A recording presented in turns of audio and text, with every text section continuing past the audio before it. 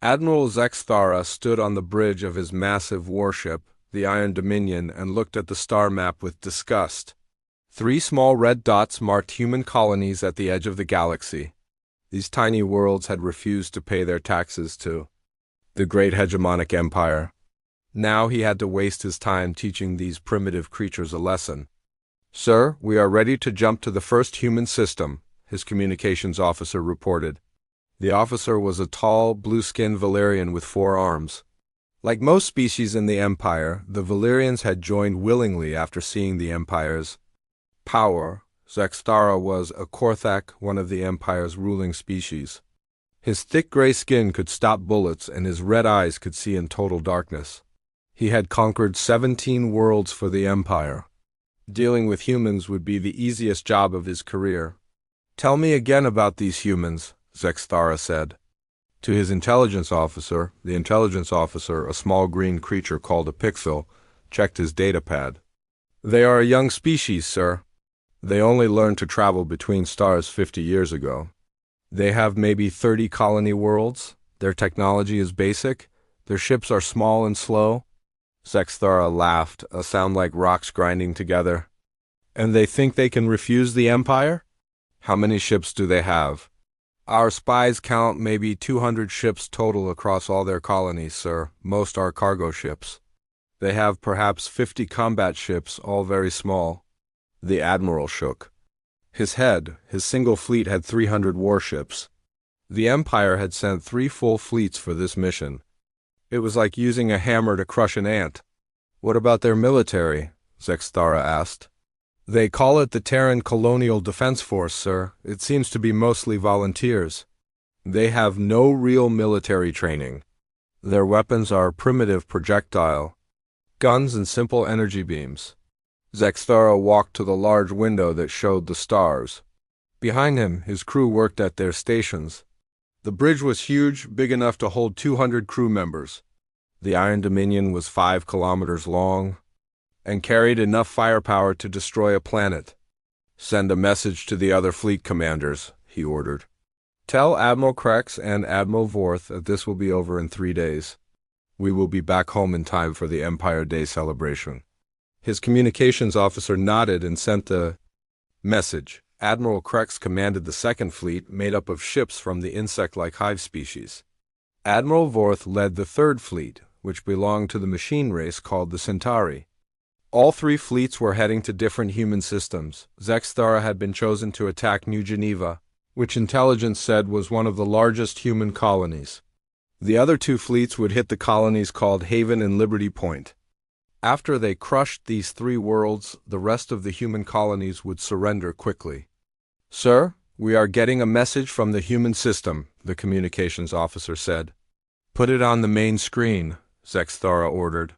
The screen showed a human female in a simple blue uniform. She had brown hair and brown eyes. She looked very young, maybe 25 years old in human terms. The Admiral had seen pictures of humans before, but this was his first time talking to one.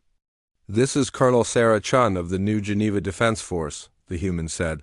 "We know you are coming. We ask you to turn back and leave our system in peace." Zexthara laughed again. The human's voice was steady, but he could see fear in her eyes, or at least he thought it was fear. "I am Admiral Zexthara of the hegemonic empire," he replied. "You will surrender your world and pay the taxes you owe.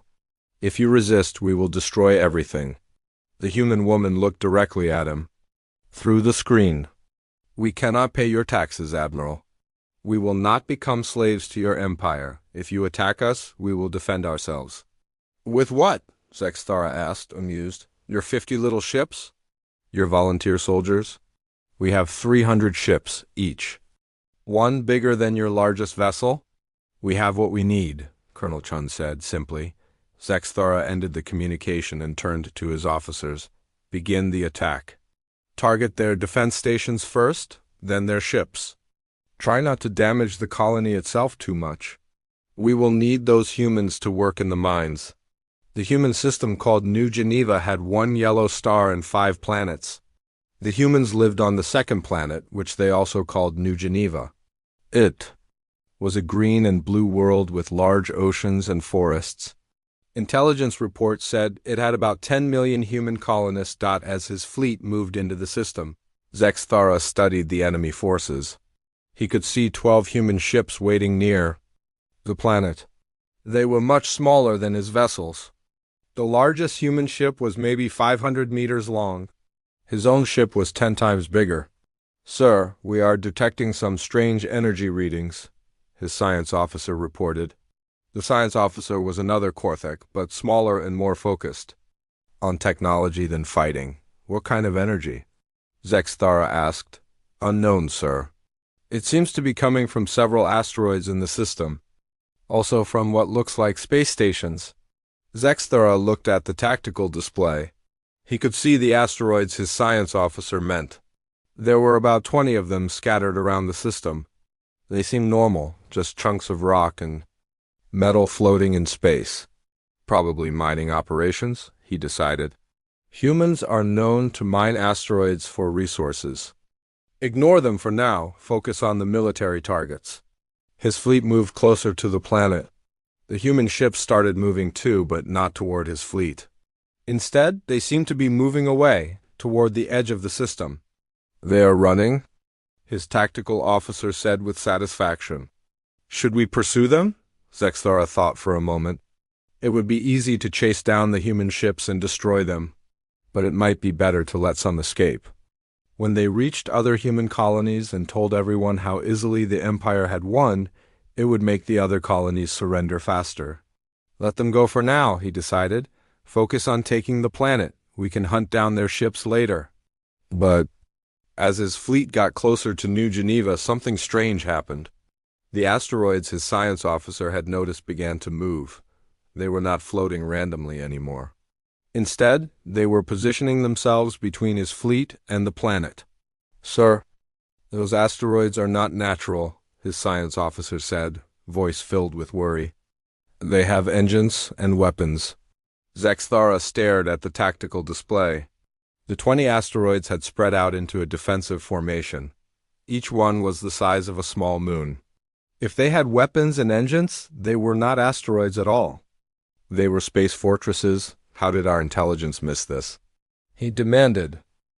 Before anyone could answer, the space fortresses opened fire. Beams of pure energy, brighter than stars, reached across space and struck 3 of his ships. The beams cut through the ship's armor like it was paper. The ships exploded in balls of fire and debris. "Shields up, return fire," Zexthara shouted. His fleet began shooting back, but their weapons seemed to do no damage to the fortresses. The enemy ships were protected by some kind of energy barrier that absorbed or deflected every shot. More beams fired from the fortresses. 5 more of his ships were destroyed in seconds. The beams were incredibly powerful, far stronger than anything the Empire had ever seen. "Sir, we are also detecting movement from the human ships," his tactical officer reported. They were not running away. They were getting into attack position. On the display, Zexthara could see the 12 human ships coming back toward his fleet. But now there were not 12 ships. Now there were hundreds. Small fighter craft were pouring out of the larger vessels like angry insects from a nest. "Where did all those fighters come from?" he asked. "Unknown, sir. They must have been hidden inside the larger ships." The human fighters moved like nothing Zexthara had ever seen. They flew in perfect formation, making complex maneuvers that should have been impossible. They moved so fast and precisely that they seemed to be controlled by computers rather than living pilots. The fighters began attacking his ships. They were small, but their weapons were incredibly powerful. Swarms of them attacked each of his vessels, flying around them too fast for his gunners to target. "Admiral, we are losing ships rapidly," his tactical officer reported. "We have lost 47 vessels in the last 5 minutes. Zexthara could not believe what he was seeing. His mighty fleet, which had conquered dozens of worlds, was being torn apart by humans. These were supposed to be primitive creatures with basic technology. "Send a message to Admiral Krex and Admiral Vorth," he ordered. "Tell them we need reinforcements immediately." Sir, we are receiving messages from the other fleets, his communications officer said. Admiral Krex reports that his fleet is under heavy attack at Haven Colony. Admiral Vorth says his fleet is being destroyed at Liberty Point. Zexthara felt something he had not experienced in many years. Fear. All three Imperial fleets were being defeated at the same time. This was not possible. The humans were supposed to have only 50 combat ships total. How were they fighting 3 separate battles across 3 different star systems? Another wave of energy beams from the fortresses destroyed 10 more of his ships. The human fighters continued their relentless attacks. His fleet was being destroyed piece by piece. Sir, we are receiving another communication from the humans, his communications officer said. Put it on screen, Zexthara ordered. Colonel Chun appeared again. She was still in the same blue uniform, but now she was on what looked like a military command center. Behind her, dozens of humans worked at computer stations. Admiral Zexthara, she said calmly. We told you to leave our system in peace. You chose not to listen. What are you? Zexthara demanded. Your intelligence report said you were primitive. This technology is impossible. Colonel Chun looked at him with what might have been pity. Your intelligence was wrong about many things, Admiral. We are not as primitive as you thought. And this is not our military. What do you mean? Zexthara asked. What you are fighting right now is the new Geneva Colonial Defense Force. We are civilians, Admiral. Farmers, miners, engineers, teachers. We are not soldiers. Zexthara stared at her. You are lying. I am not lying, Colonel Chun said. The real Terran military has not even been called yet. If you surrender now, we will let your surviving ships leave our system. On his tactical display, Zexthara could see that he had fewer than 100 ships left. In less than an hour, the humans had destroyed 2/3 of his fleet. And they were saying this was not even their real military. This is impossible, he whispered. Colonel Chun seemed to hear him. Admiral, your empire has been watching us for 50 years. You thought you knew everything about us? But you only saw what we wanted you to see. You saw our cargo ships and thought they were warships. You saw our colonial defense forces and thought they were our military. You never saw what we were really building. The communication ended. Around him, his crew worked desperately to keep the ship running as more energy beams struck their shields. Zexthara looked at the tactical display one more time. His mighty fleet was almost gone. The humans had destroyed the pride of the Empire with what they claimed were civilian forces. For the first time in his life, Admiral Zexthara began to wonder if the Empire had made a terrible mistake. Admiral Krex floated in the control fluid of his command ship, the Swarm Mother. The thick green liquid helped his insect body think faster and move quicker. Around him, hundreds of his hive soldiers worked at stations built into the curved walls. Of the sphere-shaped bridge, Krex had been confident when he entered the Haven system. His fleet of 250 ships was the fastest in the Empire. Hive ships moved like a swarm of deadly insects, coordinating perfectly through their shared mind connection. Now, 12 hours later, only 60 of his ships remained. The humans at Haven Colony had done something impossible. When his fleet arrived, they found what looked like a normal mining operation. Dozens of automated mining platforms floated around asteroids, extracting metals and rare elements. The platforms looked harmless, just simple industrial equipment. Then the platforms had opened up like metal flowers and revealed massive weapons. Inside, Fleet Commander, the mining platforms are firing again, his tactical coordinator buzzed through the shared mind link. Krex watched through his ship's sensors as another wave of projectiles came from the hidden weapons. But these were not ordinary projectiles. Each one was a chunk of metal accelerated to incredible speed by magnetic fields. When they hit his ships, they punched through armor like bullets through paper. How can mining equipment have such powerful weapons? Krex asked through the mind link. Unknown, Fleet Commander. Our analysis shows the weapons use magnetic acceleration technology. But the power levels are far beyond what mining platforms should have. Krex tried to process what was happening. The hive mind was good at understanding complex situations quickly. But this made no sense. The humans had disguised military weapons as mining equipment. They had planned this trap long before the Empire decided to attack. "Send fighters to destroy the platforms," Krex ordered. Thousands of small hive fighters launched from his ships. They moved in perfect formation like a cloud of deadly insects. The hive fighters were fast and maneuverable, designed to overwhelm enemies with numbers, but as they approached the mining platforms, something unexpected happened. The space around the platform suddenly filled with small objects. They looked like tiny satellites, no bigger than a person. "What are those?" Krex asked. Before anyone could answer, the small objects began moving. They flew through space faster than anything Krex had ever seen. Each one targeted a different hive fighter with perfect accuracy. The small objects were not weapons themselves. They were delivery systems. When they reached the fighters, they attached themselves to the hull and released some kind of energy pulse. The pulse shut down all the electronics in the fighter, leaving it floating helplessly in space. In less than 10 minutes, all of Krex's fighters were disabled. "Fleet Commander, we are receiving a communication from the humans," his communications officer reported. "Put it through the main display," Krex ordered. The display showed a human male in a brown uniform. He had gray hair and looked old for a human, maybe 50 years. Behind him, Krex could see other humans working at control stations. "I am Captain Martinez of the Haven Defense Coordinator Center," the human said. "Your fighters are disabled but not destroyed. Your pilots are alive.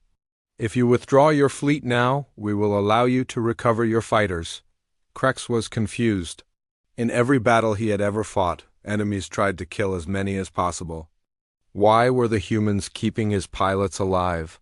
"You have destroyed most of my fleet," Krex buzzed through the translator. "Why do you offer mercy now?" Captain Martinez looked directly at the camera.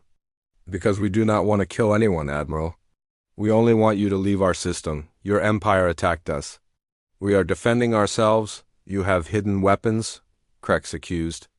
"You pretended to be miners." "We are miners," Captain Martinez said calmly. "Haven Colony produces 70% of the rare metals used in human space. But we are also prepared to defend ourselves." Krex did not understand. "How can miners have such advanced weapons?" Captain Martinez smiled, but it was not a happy smile. "Admiral, every human colony has two purposes. The first purpose is what we tell everyone about. Haven mines rare metals. New Geneva grows food, Liberty Point builds ships. But every colony also has a second purpose. We prepare for war." "You have been planning to fight the Empire?" "We have been planning to fight anyone who threatens us," Martinez said. "Your empire is not the only danger in the galaxy. We learned long ago that we needed to be ready for anything." The communication ended. Krex floated in his control fluid and tried to understand what the human had told him. Every human colony was secretly a military base? How was that possible? "Fleet Commander, we are receiving emergency communications from Admiral Zexthara and Admiral Vorth," his communications officer reported. "Put them through," Krex ordered. The display split to show both other fleet commanders. Admiral Zexthara looked angry and frightened. His bridge showed damage from battle. Admiral Vorth's mechanical face showed no emotion, but Krex could see that many of his ship's systems were offline. "The humans have destroyed most of my fleet," Zexthara reported. "They have weapons hidden in asteroids, space fortresses disguised as rocks. My fleet has also suffered heavy losses," Admiral Vorth added in his mechanical voice. "The humans at Liberty Point have turned their shipyards into weapons factories. They are building combat ships faster than we can destroy them," Krex shared what he had learned at Haven. The three fleet commanders tried to understand what was happening. They had attacked 3 different human colonies and found the same thing at each one. Hidden weapons, secret military preparations, defenses that were far more advanced than anything in Imperial intelligence reports. "How did our spies miss this?" Zexthara asked. "Perhaps they did not miss it," Admiral Vorth suggested. "Perhaps The humans allowed our spies to see only what they wanted them to see. Krex thought about this. The hive mind was good at detecting deception, but even they had been fooled. The humans had hidden their true strength for decades. We need to retreat and report this to the Empire, Krex decided. Agreed, Zexthara said, but we must warn them. The humans are not what they seem. As Krex prepared to withdraw his remaining ships, he received another surprise. The disabled hive fighters began moving again. The humans had somehow repaired their electronics and were allowing them to return to the fleet. Why are they helping our fighters? One of his officers asked through the mind link. Unknown, Krex admitted. This behavior does not match any enemy we have encountered before. Captain Martinez appeared on the display again. Admiral Krex, your fighters are operational again. We have also sent medical supplies for your wounded. You are free to leave our system. Why do you help us? Krex asked. We came here to conquer your world. Because killing is not our goal, Martinez said. Surviving is our goal? If you leave us alone, we will leave you alone. Krex gathered his remaining ships and began the journey out of the Haven system. As they left, he noticed something that made his insect blood run cold. The mining platforms were folding back into their harmless appearance. The defensive satellites were hiding themselves again. Within hours, the system would look exactly like it had when his fleet arrived. Anyone who came to Haven system later would see only miners working peacefully on asteroids. They would never know about the hidden weapons unless they attacked. Fleet Commander, his tactical coordinator said through the mind link. If every human colony is like this, how many hidden weapons do they have across their territory? Krex did not want to think about the answer. Humans had 30 colony worlds. If each one was secretly a military fortress like Haven, New Geneva, and Liberty Point, then human military strength was far greater than anyone had imagined. But there was something else that worried him even more. The humans had been preparing these defenses for decades. They had planned for war long before the Empire attacked them. What had they been preparing to fight? As his fleet jumped to hyperspace, Krex composed a message for the Hegemonic Council. He had to warn them that the human threat was much greater than anyone knew. But even as he wrote the message, he wondered if it was already too late. The Empire had sent 3 fleets to crush a weak enemy. Instead, they had discovered that the enemy was not weak at all. Worse, they had revealed to the humans that the Empire was aggressive and dangerous. Krex had a terrible feeling that the humans would not wait for the Empire to attack again. Meanwhile, in the Liberty Point system, Admiral Vorth was having his own terrible realization. His mechanical body did not feel fear the way organic beings did, but his computer brain could calculate probabilities very accurately. The probability that the Empire had made a terrible mistake was 97%. The humans at Liberty Point had not just defended themselves. They had demonstrated manufacturing capabilities that seemed impossible. During the battle, Vorth had watched human shipyards build and launch new combat ships every few minutes. Each ship was different, as if the humans were testing different designs in real combat. Admiral, his communications officer reported in electronic tones, we are receiving a message from the human commander. The display showed a human female with short black hair and dark skin. She wore a uniform that looked more like work clothes than military gear. I am Director Sarah Kim of Liberty Point Industrial Complex, she said. Admiral, your fleet fought well. We are impressed by your tactical systems. Vorth processed this statement. The human sounded like she was giving a professional evaluation, not gloating over victory.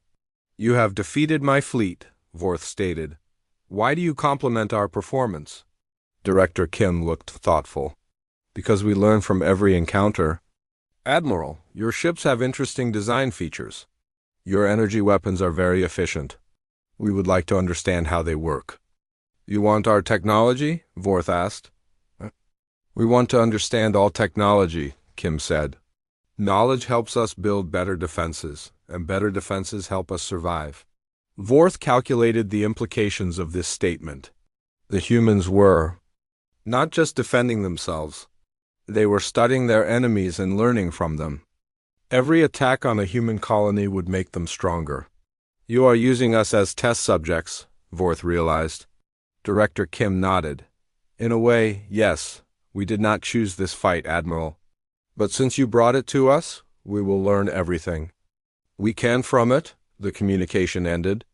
Vorth gathered his surviving ships and prepared to leave the system. As they departed, he sent his own report to the Hegemonic Council. His recommendation was simple: do not attack the humans again. But Vorth calculated that the probability of the Empire following his advice was only 12%. The Empire had never backed down from a fight. Even when faced with clear evidence that they had underestimated their enemy, they would probably send more ships. Vorth hoped he was wrong. Because if the Empire escalated this conflict, he calculated that the probability of Imperial victory was less than 1%. And the probability that the humans were hiding even greater secrets was 99%. Emperor Thulin sat on his crystal throne in the great council chamber of Zentara Prime. The throne room was enormous, with walls that reached up into darkness and floors made of polished black stone. Hundreds of representatives from different species filled the chamber, all of them looking worried and confused. The Emperor was a member of the eternal race, beings who lived for thousands of years and considered themselves the natural rulers of the galaxy. His skin was pale blue and seemed to glow with inner light. His eyes were silver and showed no emotion as he listened to the reports from his defeated admirals. Explain to me again how 3 full Imperial fleets were destroyed by farmers and miners, the Emperor said. His voice was cold and quiet, but it carried to every corner of the massive chamber. Admiral Zexthara stood before the throne, his gray skin showing scars from the battle at New Geneva. Your Majesty, the humans were not what our intelligence reported. They had hidden weapons and advanced technology. Hidden weapons? The Emperor repeated slowly. You are telling me that our intelligence service, which has successfully mapped and conquered 300 worlds, was fooled by primitive humans. The chamber was silent. Everyone knew that questioning Imperial intelligence was the same as questioning the Emperor himself. Your Majesty, Admiral Vorth spoke in his mechanical voice, the humans demonstrated capabilities that exceed our current understanding. Their manufacturing speed, their weapons technology, their tactical coordination, it suggests they have been preparing for a large-scale conflict for many decades. Emperor Thulin stood up from his throne. He was tall, even for an Eternal, and when he moved the light seemed to follow him. Are you suggesting that these humans, who only learned to travel between stars 50 years ago, have been planning to fight the Empire that entire time? That is exactly what we are suggesting, Your Majesty, Admiral Krex buzzed through his translator. Every human colony appears to be a disguised military installation. They have been watching us and preparing. The Emperor walked down the steps from his throne. Around the chamber, representatives from dozens of species watched nervously. Many of them had joined the Empire willingly after seeing its power. Now they were hearing that a small human civilization had destroyed 3 Imperial fleets. Intelligence Director Zalen, the Emperor called, a tall, thin creature with purple skin and 6 arms, stepped forward. Director Zalen was a mindweaver, a species known for their ability to process vast amounts of information quickly. Your Majesty, Zalen said, bowing low. Explain how your department failed so completely. Director Zalen's 6 arms moved nervously. Your Majesty, we placed observation posts near every human system. We monitored their communications. We even had agents working inside human colonies. And none of them reported military preparations? They reported exactly what the humans wanted them to report. Zalen admitted. The humans appeared to be conducting normal colonial activities. Mining, farming, manufacturing civilian goods. There was no indication of military buildup. Emperor Thulin stopped walking and turned to face the intelligence director. Are you saying the humans deceived our agents? I'm saying the humans are far more sophisticated than we realized, Your Majesty. They created a perfect illusion. Our agents saw mining operations, but the mining equipment could transform into weapons. They saw shipyards building cargo vessels, but the cargo vessels could apparently transform into warships. The Emperor's silver eyes seemed to glow brighter. Transform? Yes, Your Majesty. According to Admiral Vorth's report, the humans at Liberty Point built new combat ships during the battle. Ships that appeared to be designed specifically to counter our weapons and tactics. A murmur ran through the chamber. The ability to design and build new warships during combat was something no species had ever demonstrated. What else do we know about human capabilities? The Emperor asked. Admiral Zexthara stepped forward again. Your Majesty, the humans used gravity weapons that could cut through our strongest armor. They had fighter craft that moved with impossible coordination. They demonstrated energy shields that could absorb our most powerful attacks. And most disturbing, Admiral Vorth added, they showed restraint. They could have destroyed our fleets completely, but they allowed survivors to escape. They even provided medical aid to our wounded. Emperor Thulin considered this information. In his 3,000 years of life, he had conquered many species. Some fought desperately and were destroyed. Others surrendered quickly and were absorbed into the Empire. But no species had ever defeated Imperial forces and then shown mercy. Director Zalen, what is your assessment of human military strength? The intelligence director's arms moved in complex patterns as he calculated. Based on what we have observed, Your Majesty, the humans may have military capabilities equal to or greater than our own. If every human colony is as well defended as the three we attacked, they could field a force comparable to the entire Imperial Navy. The chamber erupted in shocked voices. Representatives from dozens of species began talking at once. The idea that humans, who seemed so primitive, could match the Empire's military power was almost impossible to believe. Silence. The Emperor commanded, and the chamber fell quiet instantly, but the damage was done. Word of the human victories was already spreading across the galaxy. The Emperor could see fear and uncertainty in the faces around him. For the first time in centuries, the Empire's subjects were questioning imperial supremacy. Your Majesty, came a voice from the crowd of representatives, if I may speak? The Emperor looked toward the voice. It came from Ambassador Keths, representative of the Vrex Dominion. The Vrex were one of the Empire's most loyal client species, fierce warriors who had served as Imperial shock troops for over a century. Speak, the Emperor said. Ambassador Keths was a large, muscular humanoid covered in red scales. His species was known for their straightforward nature and military expertise. Your Majesty, the Vrex Dominion has fought alongside Imperial forces in 47 campaigns. We have seen the Empire's enemies surrender or die. We have never seen an enemy show mercy to Imperial forces. What is your point, Ambassador? My point, Your Majesty, is that the humans are not acting like an enemy. They are acting like a defensive power. They did not attack our colonies. They did not invade our space. They only fought when the Empire attacked them first. The Emperor's expression grew dangerous. Are you questioning Imperial policy, Ambassador? Keths bowed his scaled head. Respectfully. No, Your Majesty. I am questioning whether we understand what we are truly facing. Before the Emperor could respond, alarms began sounding throughout the chamber.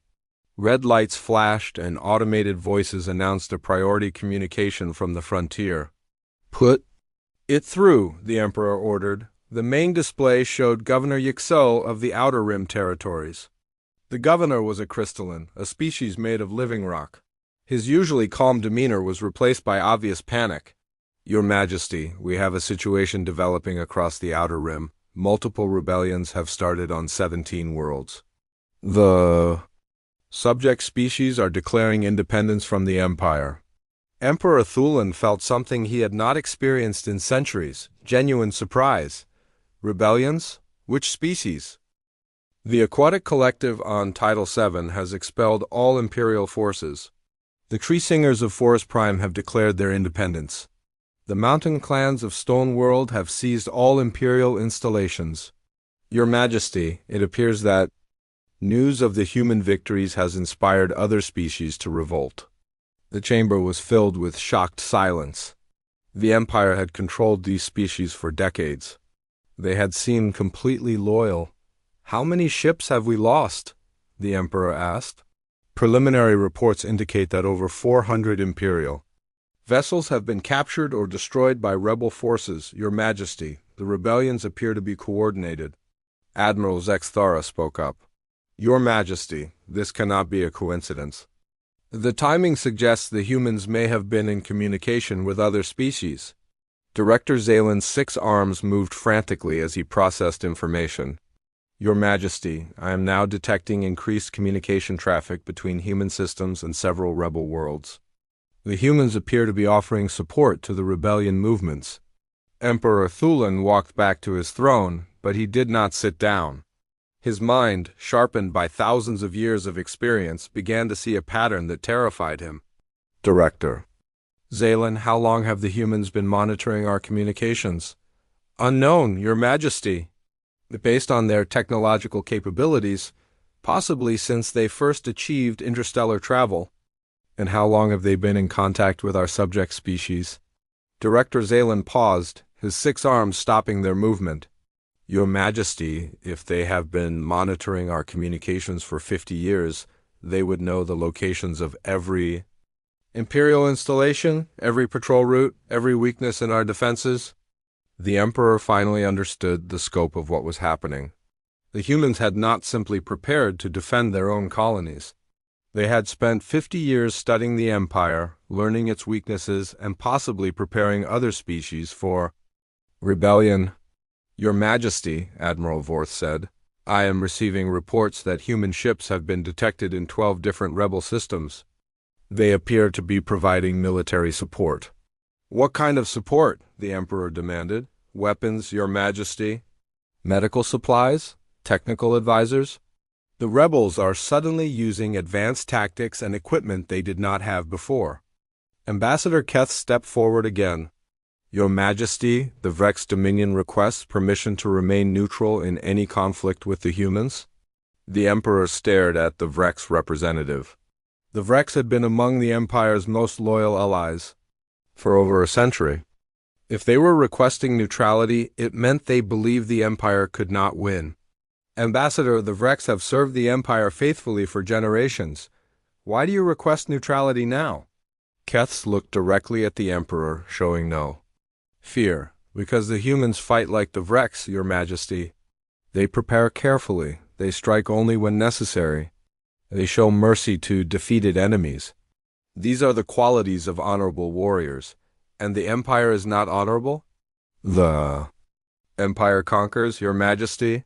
The humans defend. The Vrex respect strength, but we also respect justice. The humans appear to fight only for justice." Emperor Thulan felt anger building inside him, but also something else. For the first time in his long life, he felt uncertain. The Empire had always won through superior technology and overwhelming force. But the humans had superior technology and had demonstrated that they could defeat overwhelming force. "Your Majesty," Governor Yüksel reported from the display, "the situation is deteriorating rapidly. 3 more systems have declared independence in the last hour. Imperial forces are retreating from the entire Outer Rim sector." The Emperor made a decision that would change the galaxy forever. "Prepare the reserve fleets," he commanded, "all of them. I will personally lead the assault on the human systems." "Your Majesty," Admiral Zexthara said carefully, "perhaps we should attempt negotiation first." "The Empire does not negotiate with rebels," Emperor Thulan said coldly. "Gather every ship we have, call in every favor we are owed, mobilize every ally. We will show the galaxy that the Empire's power is absolute." But even as he gave the orders, Emperor Thulan wondered if he was making a terrible mistake. The humans had defeated 3 fleets while claiming to be civilians. What would happen when they faced the Empire's full military might? He was about to find out. Emperor Thulan stood on the bridge of his flagship, the Eternal Dominion. The massive ship was 15 kilometers long and carried enough firepower to destroy entire star systems.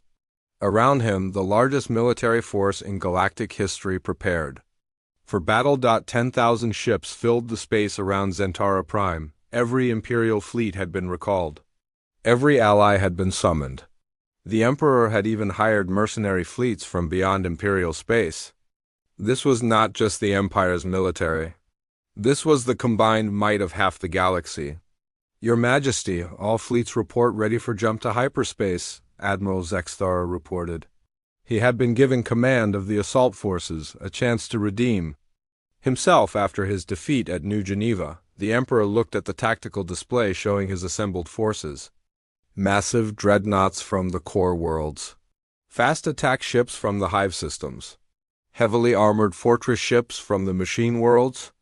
Exotic weapon platforms from species he had conquered decades ago. Target? Zexthara asked. Earth, the Emperor said simply. The Admiral looked surprised. Your Majesty, Earth is the human homeworld. Intelligence suggests it is heavily defended. Exactly, Emperor Thulin replied. We will not waste time attacking colonies. We will strike at the heart of human civilization. When Earth falls, all human resistance will collapse. The Emperor had spent weeks planning this assault. His intelligence services had finally located Earth, hidden deep in a region humans called the Sol System. The system appeared to have only normal defenses, nothing like the hidden fortresses found at the colonies. Your Majesty, Director Zalen reported from his station, our spies indicate that Earth has a population of 12 billion humans. It is their oldest world and the center of their government. Good, the Emperor said. When we destroy their homeworld, every human colony will surrender to save their species from extinction. The massive fleet jumped to hyperspace. The journey to the Sol System would take 6 hours. During that time, the Emperor reviewed everything his forces had learned. About human technology. The humans used gravity weapons and energy shields. Their ships could transform during battle. They had artificial intelligence systems that seemed to think as well as living beings. But none of that would matter against 10,000 ships attacking at once. Your Majesty, Admiral Zexthara said. As they traveled through hyperspace, I have been thinking about the human tactics we observed. What about them? They always seemed to know exactly what we were going to do. Their defenses were perfectly positioned to counter our attacks. It was as if they had fought us before and knew all our strategies. The Emperor had noticed this. 2. The humans had responded to Imperial tactics with impossible speed and accuracy, but he had an explanation. They have been watching us for 50 years, he said. They studied our military methods and prepared counters for everything we might do, but they cannot have prepared for an attack of this size. 6 hours later, the Imperial fleet dropped out of hyperspace at the edge of the Sol System. The Emperor expected to see panic and confusion as the humans realized they were facing total destruction. Instead, he saw something that made his ancient blood run cold. The Sol System was not defended by hidden fortresses or disguised weapons platforms. It was defended by ships. Thousands and thousands of ships, arranged in perfect defensive formations around Earth and its moon, but these were not the small human vessels his admirals had fought at the colonies. These ships were enormous. The smallest ones were larger than Imperial dreadnoughts. The largest ones were bigger than space stations. Your Majesty, Admiral Zexthara said, his voice filled with shock. Our sensors are counting over 15,000 human vessels. The Emperor stared at the tactical display. Not only did the humans have more ships than his forces, but their ships were individually larger and more advanced than anything in the Imperial fleet. How is this possible? He whispered.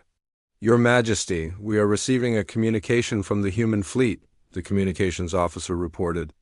Put it on the main screen, the Emperor ordered. The display showed a human female in a crisp white uniform. She had gray hair and calm eyes that seemed to look directly through the screen at the Emperor himself. Behind her, the Emperor could see a command center that was clearly military, not civilian like the ones at the colonies. I am Admiral Sarah Chun of the Terran Space Navy, the human said. You are Emperor Thulin of the Hegemonic Empire? We have been expecting you. The Emperor felt something he had not experienced in 3,000 years. Fear. The human admiral spoke as if she had been planning for this moment for years. "You will surrender your homeworld?" the Emperor demanded, trying to project strength. He no longer felt. "Your colonies defeated small imperial fleets through deception. You cannot deceive 10,000 ships." Admiral Chun looked at him with what might have been pity. "Your Majesty, there was no deception at our colonies. What your admirals fought were our colonial defense forces. They are civilians trained to protect their homes. You are lying." "I am not lying," Chun said calmly. "What you see before you now is the Terran Space Navy. This is our military, your Majesty, the real one." The Emperor studied the human admiral's face, looking for signs of bluffing or fear. He saw neither. Instead, he saw the expression of someone who was absolutely confident in their position. "Even if you have more ships than we expected," the Emperor said, "you are still only humans. Your technology cannot match the combined fleets of the Empire." Admiral Chun touched something on her control panel. On the tactical display, the human ships began to move, but they did not spread out for battle as the Emperor expected. Instead, they formed into geometric patterns that seemed to serve no military purpose. "Your Majesty," Chun said, 50 years ago, when we first detected Imperial scouts watching our colonies, we made a decision. We would prepare for the day when the Empire attacked us. And we have had 50 years to study your technology, your tactics, your weaknesses. We have also had 50 years to develop countermeasures." As she spoke, the human ships completed their formation. The Emperor realized they had arranged themselves into a perfect sphere around his fleet, with Earth at the center. "Your Majesty," Admiral Zexthara reported urgently, "the human ships are charging weapons. But our sensors cannot identify the weapon types." On the screen, Admiral Chun continued speaking. "We did not want this war, Your Majesty. We hoped you would leave us alone. But since you have chosen to attack our homeworld, you will see what we have built to defend it." The space around the Imperial fleet suddenly filled with energy, but it was not weapons fire. Instead, it was some kind of field that seemed to lock onto every Imperial ship simultaneously. "What is happening?" the Emperor demanded. "Your Majesty, our ships are being held in place by some kind of gravitational field," Admiral Zexthara reported. "We cannot move. We cannot jump to hyperspace." The Emperor felt panic rising in his chest. His massive fleet, the pride of the Empire, was trapped like insects in a web. "Your weapons," he ordered, "fire everything." 10,000 Imperial ships opened fire at once. Energy beams, projectile weapons, plasma cannons, and exotic weapons from dozens of different species all struck the human defensive sphere. None of them had any effect. The human ships absorbed every attack without even appearing to notice. "Your Majesty," Admiral Chun said, "your weapons are based on technology that is 300 years old. We have had 50 years to develop better defenses." "Impossible," the Emperor breathed. "Your technology stopped advancing when you became the dominant power in the galaxy," Chun explained. "You had no enemies that could challenge you, so you stopped innovating. We, on the other hand, knew we would face enemies far more powerful than ourselves. We never stopped advancing." The Emperor looked around his bridge. His crew, representatives of dozens of different species, all stared at their instruments in shock and fear. The most powerful military force in galactic history had been neutralized in minutes. "What do you want?" the Emperor asked. "We want you to go home," Admiral Chun said simply. "We want you to stop attacking peaceful species. We want you to leave us alone. And if I refuse?" Admiral Chun's expression did not change. "Then we will do what we must to protect ourselves and our allies." "Allies?" The tactical display changed to show the entire galaxy. Red dots marked rebel systems where Imperial rule had collapsed. Green dots showed human colonies and allies. The Emperor was shocked to see that green dots now outnumbered red dots. "Your Majesty, while you were gathering your fleets for this attack, we were helping oppressed species gain their independence. The galaxy has changed. The Empire no longer controls half of known space." The Emperor processed this information. While he had been focused on destroying the humans, they had been systematically undermining his entire empire. You planned this, he realized, all of it. The defeats at the colonies, the rebellions, this confrontation, you planned everything. We prepared for everything, Chun corrected. We hoped it would not be necessary, but yes, we were ready. Your Majesty, Admiral Zextara said quietly, we are receiving surrender requests from throughout our fleet. Many ships are asking permission to defect to the human alliance. The Emperor looked at the tactical display again. Several Imperial ships were already moving away from the main fleet, apparently switching sides. The Vrex Dominion hereby officially joins the Human Liberation Alliance, came a broadcast from one of the defecting ships. The Aquatic Collective pledges support to the human cause, came another. The Crystalline Federation recognizes human leadership, came a third. One by one, species that had served the Empire for centuries were abandoning it. The Emperor watched his empire collapse in real time. Why, he asked Admiral Chun, why do they choose you over us? Because we offer them something you never did, Your Majesty. We offer them freedom. We offer them partnership instead of domination. We offer them a chance to grow and advance instead of serving as slaves. The Emperor stood alone on his bridge as more and more of his allies defected.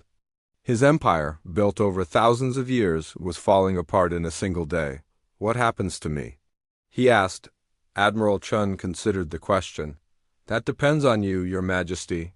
You can return to your remaining territories and rule them peacefully. You can even maintain the title of Emperor if you wish. But you will no longer be permitted to conquer other species or threaten peaceful worlds. And if I refuse these terms? Then your ship will be escorted to a prison facility, where you will be held until you change your mind. The Emperor looked around his bridge one more time. Half his crew had already left their stations and were preparing to surrender. His great fleet was dissolving before his eyes. For the first time in 3,000 years, Emperor Thulin admitted, "Defeat. I accept your terms," he said quietly. Admiral Chun nodded. Your remaining ships will be escorted back to Imperial space. Your people will not be harmed. But the age of the Empire is over, Your Majesty. A new age has begun. As the human ships began organizing the surrender, the Emperor had one final question. Admiral, what was the point of this demonstration? You could have destroyed my fleet. Why show mercy? Admiral Chun smiled for the first time during their conversation. Because destruction was never our goal, Your Majesty. Peace was our goal. And now, finally, the galaxy can have peace. 6 months after the surrender at Earth, Admiral Sarah Chun stood in the Grand Assembly Hall on the neutral world of Harmony Station.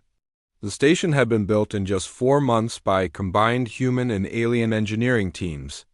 It floated in empty space between the old Imperial core worlds and the liberated Outer Rim territories. The assembly hall was enormous, designed to hold representatives from over 200 different species. Beings of every imaginable shape and size filled the curved rows of seats. Some breathed oxygen like humans. Others lived in tanks of water or specialized atmosphere domes. A few existed as pure energy and appeared as glowing lights. Chun watched as the first Galactic Liberation Assembly prepared to begin. This was something that had never existed before in galactic history. A gathering where every species had an equal voice, regardless of their military power or technological advancement. Admiral Chun, came a familiar mechanical voice. She turned to see Admiral Vorth approaching. The former Imperial commander now served as a military advisor to the new alliance. Admiral Vorth, Chun replied with a nod. How are the integration? Protocols proceeding? Better than expected, Vorth said. Most former Imperial species are adapting well to the concept of voluntary cooperation. The Hive Collective has been particularly helpful in coordinating relief efforts. Chun was not surprised.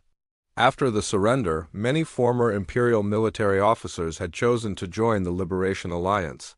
They brought valuable knowledge about galactic politics and logistics. More importantly, they brought legitimacy to the new government. What about the eternal worlds? Chun asked. Emperor Thulin has kept his word, Vorth reported. He has withdrawn all Imperial forces to the inner core systems. No aggressive actions have been taken against any liberated worlds. Chun nodded. The former emperor had been true to his agreement. His reduced empire now controlled only 12 star systems instead of the 300 it had once ruled. But those worlds were left in peace, and their inhabitants seemed content with their new, smaller borders. Admiral Chun, the assembly is ready to begin, announced Director Kim from Liberty Point. She now served as the Alliance's chief coordinator for industrial development. Chun walked to the speaker's platform at the center of the hall. As she moved, conversations in dozens of different languages gradually quieted. Translation devices built into every seat converted her words into whatever language each delegate needed to hear. Representatives of the Galactic Liberation Alliance. Chun began, 6 months ago, our galaxy was ruled by fear. Today we gather in freedom. The hall erupted in sounds of approval. Some species clapped their hands or appendages. Others made musical tones. A few glowed brighter or changed colors to show agreement. We did not fight the Empire to become conquerors ourselves, Chun continued. We fought to give every species the right to choose their own path. Today we established the principles that will guide our alliance. She activated a holographic display that showed the charter they had spent months developing. The document was written in 53 different languages and communication methods. First principle, no species may be forced to join or remain in the alliance. Membership is voluntary and can be ended at any time. Murmurs of approval ran through the assembly.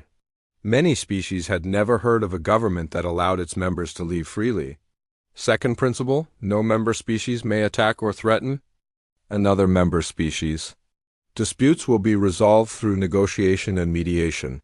Third principle, every species has the right to develop their own technology, culture, and government without interference from others. Fourth principle, the Alliance will provide mutual defense against external threats, but will never be used for conquest or expansion. As Chun read each principle, she could see hope growing in the faces around her. These beings had lived under imperial rule for generations. The idea of true freedom was still new to many of them. Representatives, you may now vote on whether to adopt this charter. Chun announced that the voting process took 3 hours because each species had different methods of expressing their choice. Some used electronic devices, others sang specific songs. A few species voted by changing the color of their skin or releasing particular scents. When the counting was finished, Director Kim announced the results. 207 species. Vote in favor, 0 vote against, 15 abstain. The charter is adopted. The hall exploded in celebration. Beings who had been enemies for centuries embraced each other. Species that had never met before began introducing themselves and sharing their cultures. Chun felt a mixture of pride and worry. They had accomplished something amazing by creating the first truly democratic galactic government. But she knew the real challenges were just beginning. Admiral Ambassador Kess of the Vrex approached the platform. My people have a question about defense arrangements. What kind of question? Chun asked. The Vrex are warriors. We understand military strength. But we do not understand how the Alliance will defend itself without a centralized military command. It was a good question. Unlike the Empire, which had controlled all military forces directly, the Alliance allowed each species to maintain their own defense forces. Ambassador, our strength does not come from centralized control, Chun explained. It comes from voluntary cooperation. When one member is threatened, others will choose to help because it is in their interest to maintain peace. But what if some members choose not to help? Then they are free to make that choice, Chun said. We will never force anyone to fight. But we believe that free beings will defend freedom when they see it threatened. The conversation was interrupted by an urgent signal from the communication center. Cheung received a message on her personal device that made her blood run cold. Representatives, she announced to the assembly, we have just received a priority signal from our deep space monitoring. Stations, something is approaching our galaxy from intergalactic space. The hall fell silent. Every being turned to look at the main display as it showed images from the most distant sensors. What they saw was impossible to comprehend. Ships, thousands of them. But these were not ships like anything in the galaxy. They were massive, dark, and moved in formations that suggested intelligence far beyond anything any known species had achieved. How far away are they? Ambassador Keths asked. Approximately 6 months at their current speed, Chung replied. They appear to be heading directly for the galactic core. Director Kim stepped forward. Admiral, these ships are larger than anything we have ever built. The smallest ones are the size of small moons. Chun studied the images carefully. The approaching fleet was enormous, but there was something else that worried her more. The ships moved with perfect coordination, as if they were controlled by a single intelligence. Representatives, Chun said to the assembly, this is why humanity prepared for war. This is what we were really getting ready to fight. A delegate from the Crystalline Federation, a being made of living crystal, spoke up. You knew this was coming?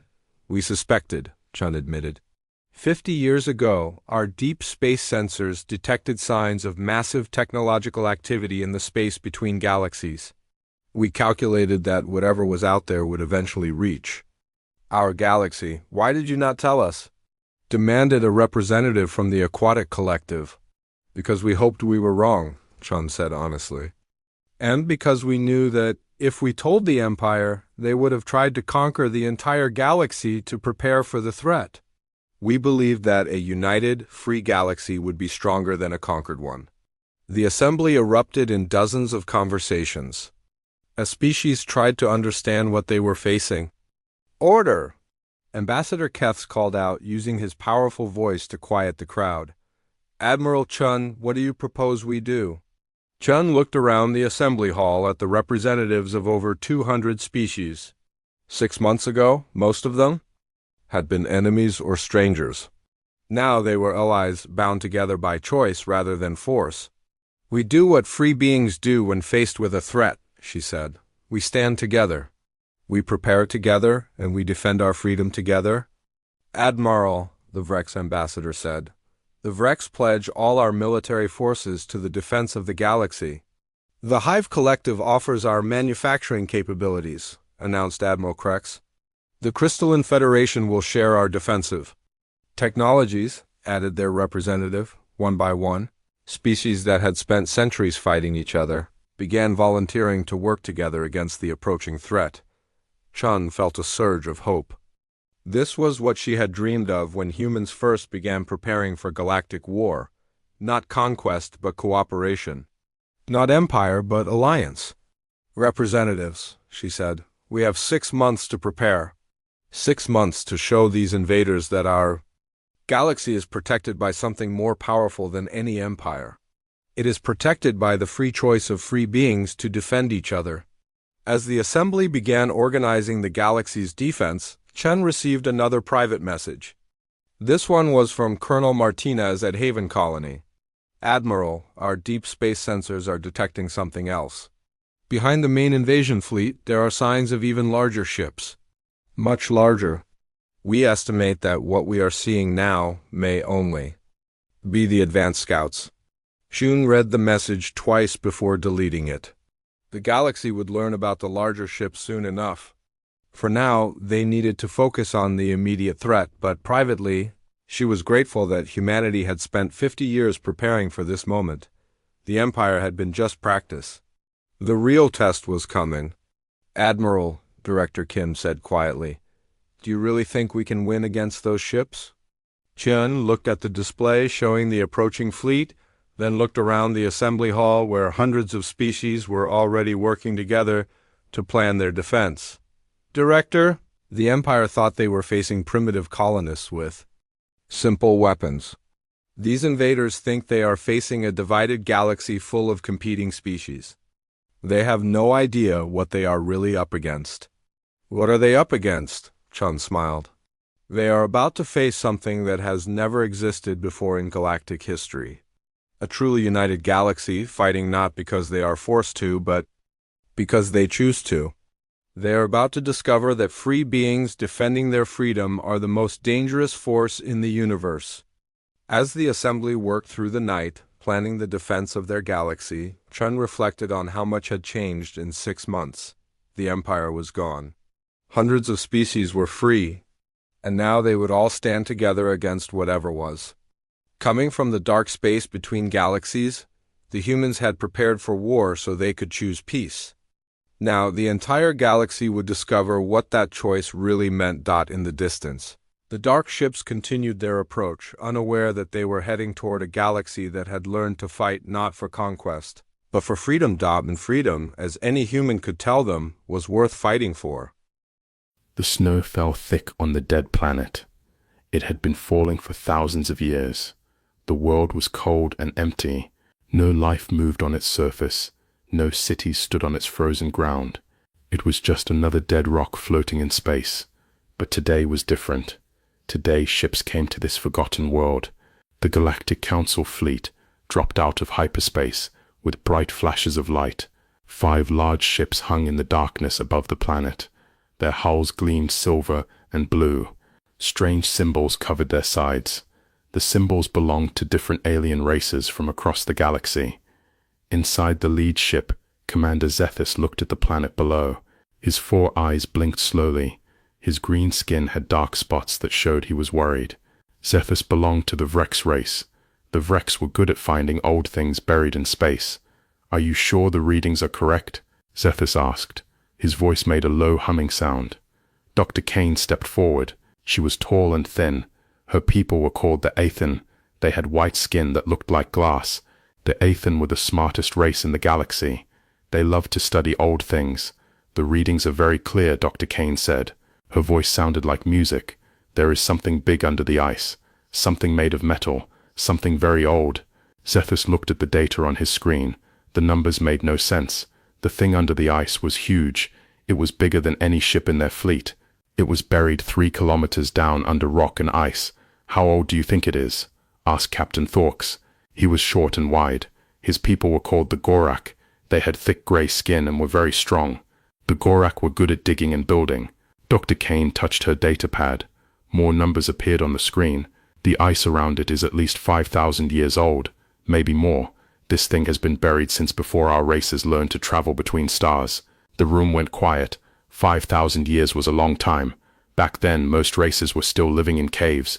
Only a few races had learned to fly between planets. "What race do you think built it?" asked Commander Zethus. Dr. Kane shook her head. "I do not know. The metal is strange. It does not match anything in our records. The shape is also very different from our ships." She touched her pad again. A picture appeared on the big screen. It showed the shape of the thing under the ice. It was long and thick. It had sharp edges. It looked dangerous, even buried under all that ice. "It looks like a weapon," Captain Thorks said. His voice was deep and rough. "Maybe," Dr. Kane said, "but it could be many things. A transport ship, a research vessel, a space station. We will not know until we dig it up." Commander Zethus was not sure this was a good idea. His people had a saying, "Sleeping beasts should stay sleeping." But the Galactic Council had sent them here to find old technology. The Council wanted to learn about the races that came before them. "How long will it take to dig it out?" Zethus asked. Captain Thorks looked at the numbers. "With our equipment, maybe 2 weeks. We have good digging machines. We can melt the ice and break the rock." "And you are sure it is safe?" Dr. Kane nodded. "Our scans show no power signatures, no energy readings, no movement. It is completely dead. Just an old piece of metal." But she was wrong. Deep under the ice, in the dark metal hull of the buried ship, a small light began to blink.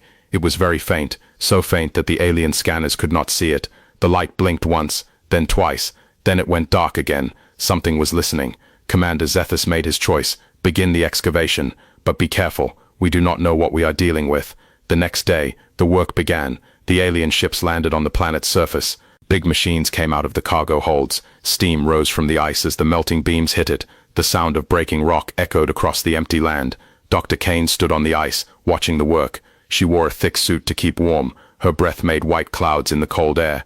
This was the most exciting day of her life. She loved finding old things, and this thing was older than anything she had ever seen. "Look at this," called one of her assistants. It was a young Vrex named Jorik. He was kneeling by a piece of metal that the machines had uncovered. Dr. Kane walked over to him. The metal was dark gray, almost black. It had a strange shine to it. When she touched it, it felt warm. That was odd. Everything else on this planet was cold. What do you think it is made of? Jorik asked. Dr. Kane ran her scanner over the metal. The numbers that appeared made her eyes go wide. This is impossible, she whispered. What is it? This metal, it is not on our periodic table. The atomic structure is completely unknown. How is that possible? She took pictures of the metal. She took samples. She ran every test she could think of. But the metal remained a mystery. It was unlike anything the galaxy had ever seen. As the days passed, more of the ship was revealed. It was even bigger than they had thought. The front end was sharp like a spear. The sides had strange bumps and ridges. There were marks on the hull that might have been writing, but in no language any of them knew. It definitely looks like a warship, Captain Thorks said. He was an expert on military vessels. See those bumps? Those could be weapon mounts. And those ridges? Probably armor plating.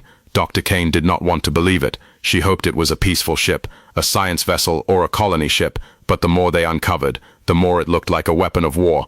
On the 7th day, they found something that changed everything. The workers had been digging near what looked like the ship's engine section. Suddenly, their machines hit something different. Not metal this time, something that looked like crystal. Dr. Kane rushed to see what they had found.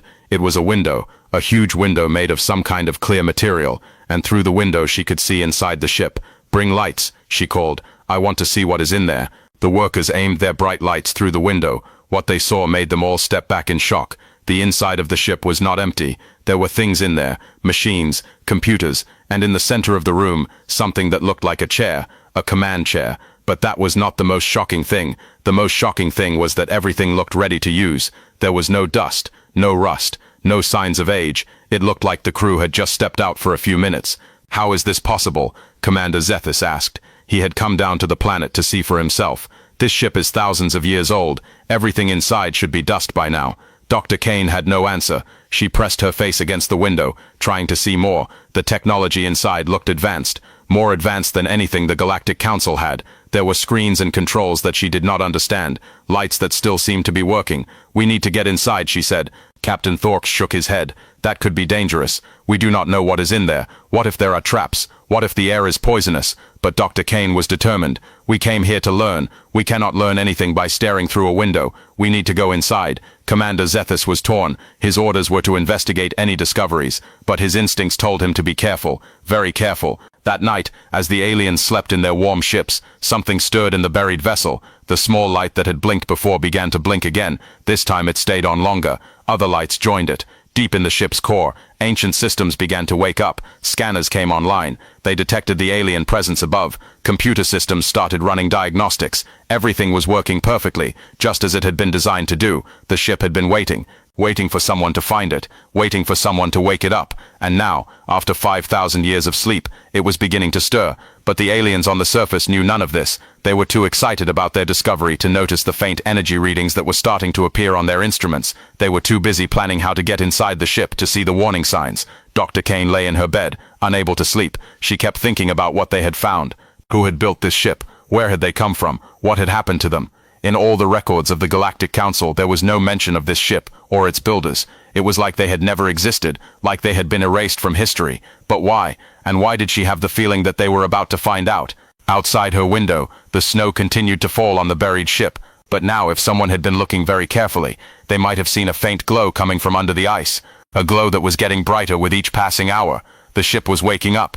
And with it, secrets that had been buried for 5,000 years were about to be revealed. Secrets that might have been better left buried. Dr. Kane could not wait any longer. It had been 3 days since they found the window. 3 days of looking at the inside of the mysterious ship. 3 days of wondering what secrets it held. She stood in front of Commander Zethus with her hands folded. Her white skin was glowing brighter than usual. This happened when the Ethan were excited or nervous. "Commander, we must go inside today," she said. "Every hour we wait is an hour we lose. This discovery could change everything we know about the galaxy." Commander Zethus looked tired. His 4 eyes were dim. He had not slept well. Strange dreams had filled his mind.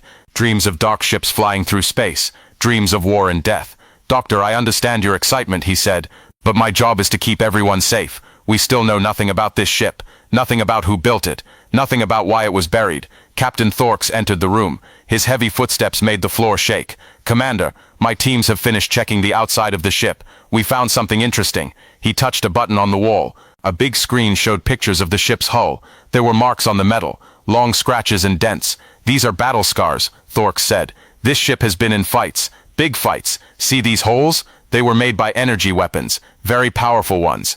Dr. Kane looked at the pictures. The damage was severe. Whatever had attacked this ship had been trying very hard to destroy it. "But the ship survived," she said. "It fought back and won." "Maybe," said Thorks. "Or maybe it ran away. We cannot tell from the damage alone." Commander Zethus studied the pictures. The scratches looked fresh, even though they were thousands of years old. The strange metal of the ship did not seem to rust or decay like normal metal. "Have you found a way inside?" he asked. Thorks nodded. "Yes, there is what looks like an airlock on the bottom of the ship. It is buried under ice, but we can reach it. My teams can cut through the ice in a few hours." Dr. Kane felt her heart beat faster. Finally, they would get inside. Finally, she could study the technology up close. "I want to be in the first team to enter," she said. "Absolutely not," said Commander Zethus. "The first team will be soldiers. If it is safe, then you can go in." Dr. Kane wanted to argue, but she knew it was useless. Zethus was being careful, and that was his job. But deep below them, in the buried ship, something was listening to their conversation. The ship's sensors had been slowly coming online. They could hear through the ice and rock. They could see through the metal of the alien vessels above. The ship's main computer was waking up. It had been asleep for a very long time, 5,000 years of dreamless sleep. But now it was stirring. Ancient programs were starting to run. Old memories were being accessed. The computer began to scan the aliens above. It analyzed their technology, their weapons, their ships. What it found was surprising. These aliens were not very advanced. Their technology was simple. Their weapons were weak. The computer searched its memory banks for information about these species. The Vrex, Athon, and Gorak were unknown. They did not exist in any of the ship's records. They must have evolved after the ship was buried. This was interesting data. The computer filed it away and continued its awakening sequence. On the surface, the work continued. Captain Thorks's teams used their cutting tools to melt through the ice around the airlock. Steam rose high into the cold air. The smell of melted ice and hot metal filled the area. Dr. Kane watched from a safe distance. She had her equipment ready. Scanners, cameras, sample collectors. She wanted to record everything they found inside the ship. "Almost through," called one of the workers. He was a young Gorak named Brix. His thick arms worked the cutting tool with ease. Suddenly something strange happened. The cutting tool stopped working. The energy beam just disappeared. "What happened?" asked Captain Thorks. He hurried over to check the machine. "I do not know," said Brix. "It just stopped. The power readings are normal, but no beam is coming out." Thorks frowned. These tools never failed. They were simple and reliable. He tried turning it off and on again. Nothing happened. "Try a different tool," he ordered. They brought another cutting tool. The same thing happened. The energy beam started normally, then just vanished when it touched the area around the airlock. "This is impossible," said one of the technicians. "Energy beams cannot just disappear." But they had. And more strange things were starting to happen. The aliens' communication devices began to make odd noises. Their scanners showed readings that made no sense. The temperature around the ship started to rise, even though the air was still cold. Dr. Kane noticed it first. She was very sensitive to energy changes. Her people could feel things that others could not. "Something is happening," she said. "The ship is doing something." Commander Zethus looked at his instruments. The readings were getting stranger by the minute. Energy levels were rising. Electromagnetic fields were shifting. It was like the ship was coming alive. "Everyone back to the ships," he ordered. "Now." But it was too late. As the aliens started to retreat, the ice around the airlock began to crack. Not from their cutting tools, but from inside the ship. Something was pushing out. The cracks spread quickly. Steam and strange glowing mist poured out of the gaps. The ground started to shake. The buried ship was moving. "Run!" shouted Captain Thorks. The aliens ran toward their ships as fast as they could. Behind them, the ice exploded upward. Chunks of frozen water and rock flew through the air. And from the hole that was left behind, a door appeared. The airlock was opening. By itself, a ramp extended from the doorway. It moved smoothly, as if it had been oiled yesterday instead of 5,000 years ago. Lights came on inside the ship, bright white lights that hurt the aliens' eyes. From their ships, the aliens watched in amazement and fear. The buried vessel was definitely alive. Ancient systems were working perfectly. But how was that possible? Dr. Kane pressed her face against the window of their ship. She could see the open airlock clearly. There was something moving inside, shadows that seemed to shift and dance. "We have to go in there," she said. "Are you insane?" asked Commander Zethus. "That ship just opened by itself. It has been dead for thousands of years, and now it is moving. This is not natural." "Exactly," said Dr. Kane. "This is the greatest discovery in galactic history. We cannot just fly away." Captain Thorks was checking his weapons. His soldiers were getting ready for a fight. If we go in there, we go in armed and ready for anything. You cannot bring weapons into an archaeological site, protested Dr. Kane. Doctor, that stopped being just an archaeological site when it started moving, said Zethus. Inside the buried ship, the main computer finished its awakening sequence. All systems were online. All weapons were functional. The ship was ready for anything. But the computer was confused. Its last memories were of a great battle, a battle against an enemy that could destroy reality itself. The computer remembered dying stars and broken planets. It remembered the final desperate plan to stop the enemy, but now it was awake, and the enemy was nowhere to be found. Instead, there were these primitive aliens outside. Aliens that seemed curious but not hostile. The computer accessed its behavioral protocols. Its orders were clear: protect the galaxy from the enemy. But what should it do about these aliens? It decided to wait and observe. Let them come inside, learn about them, determine if they were a threat. The computer activated the ship's translation systems. It began to analyze the alien languages. Within minutes, it could understand what they were saying. It listened to their conversations. It learned about the Galactic Council. It learned that these aliens lived in peace with each other. It learned that they were explorers and scientists, not warriors. This was good news. The computer had been afraid that it would wake up to find the galaxy at war, but these aliens seemed peaceful. Still, the computer remained cautious. It had learned long ago that appearances could be deceiving. On the surface, the aliens made their decision. They would enter the ship, but carefully. Captain Thorks would lead a team of soldiers. Dr. Kane would come with them, but she would stay behind the soldiers at all times. They put on their protective suits and checked their equipment. The soldiers carried energy rifles. Dr. Kane carried her scanners and cameras. As they approached the open airlock, they could feel the warmth coming from inside the ship. The air that flowed out was clean and fresh. It smelled like metal and something else, something they could not identify. "Stay close together," whispered Captain Thorks. "Keep your weapons ready, but do not shoot unless I give the order." They walked up the ramp and entered the ship. The inside was amazing. The walls were smooth and seamless. The lights provided perfect illumination without creating shadows. Everything looked new and clean. "How is this possible?" whispered Dr. Kane. "This ship is older than our civilizations, but everything looks brand new." Their footsteps echoed as they walked down a long corridor. There were doors on both sides, but they were all closed. At the end of the corridor, they could see a larger space. As they walked, they did not notice the tiny cameras that tracked their movement. They did not see the scanners that analyzed their biology. They did not hear the computer as it studied everything about them. The computer was learning fast. These aliens were definitely not a threat. They were small and weak compared to the ship's original crew. Their technology was primitive. Their weapons could not even scratch the ship's hull, but they were intelligent. The computer could see that in the way they moved and communicated. They were curious and brave. They reminded the computer of its original crew. The aliens reached the end of the corridor and entered a large room. It was the ship's main bridge. Banks of computers lined the walls. In the center was a captain's chair that faced a massive viewing screen. But the most amazing thing was that everything was working. Lights blinked on the computers. The viewing screen showed a display of the space around the planet. It was like the ship was ready to fly at any moment. "This is incredible," breathed Dr. Kane. She pulled out her scanner and began taking readings. That was when the computer decided to make contact. The viewing screen changed. Instead of showing space, it now showed words. Words in the aliens' own languages. "Welcome aboard the Persistence," the screen said. "Please do not be afraid. I wish to speak with you." The aliens froze. The ship was talking to them. Captain Thorks raised his weapon. "Who are you? Show yourself." "I am the ship's artificial intelligence," the screen replied. "I have been asleep for a very long time. You have awakened me." Dr. Kane stepped forward, her excitement overcoming her fear. "How long have you been asleep? Who built you? What is your purpose?" "So many questions," the screen said. "I will answer them all. But first you must understand something important. I was not supposed to wake up unless there was great danger to the galaxy." The aliens looked at each other nervously. "What kind of danger?" asked Commander Zethus. The screen was quiet for a long moment. Then new words appeared. "The kind of danger that has already begun to return." The words on the screen hung in the air like a threat. The aliens stared at them, afraid to ask what they meant. What danger could be returning after 5,000 years? Dr. Kane was the first to find her voice. "What danger? What are you talking about?" The screen cleared. New words appeared, but these were different. They seemed to glow with their own light. "Before I explain, you must know who built me. You must know the truth about the humans." Captain Thorks lowered his weapon slightly. "Humans? We have never heard of this race. That is because they chose to be forgotten," the screen said. "They erased themselves from history to protect the galaxy. But their story must be told now."